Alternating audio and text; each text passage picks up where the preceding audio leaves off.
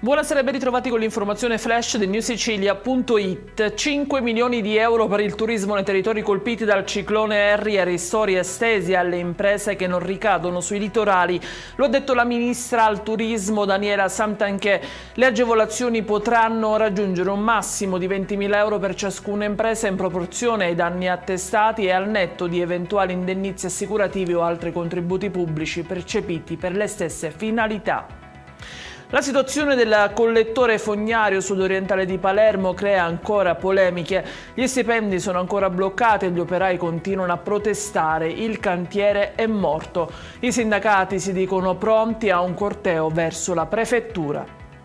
E dopo l'emergenza causata dal ciclone Harry in Sicilia scoppia la polemica anche sulla gestione dei servizi sostitutivi ferroviari.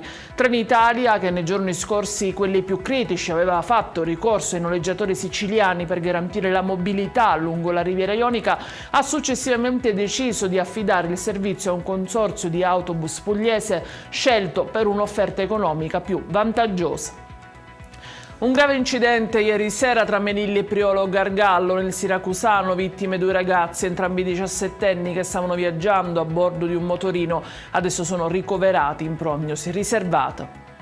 Il meteo con il bel tempo che la farà da padrone in Sicilia anche domani, qualche piovasco atteso soltanto nel Trapanese, un repentino cambio di rotta si avrà invece a partire da venerdì, quando è atteso un nuovo peggioramento su tutta l'isola.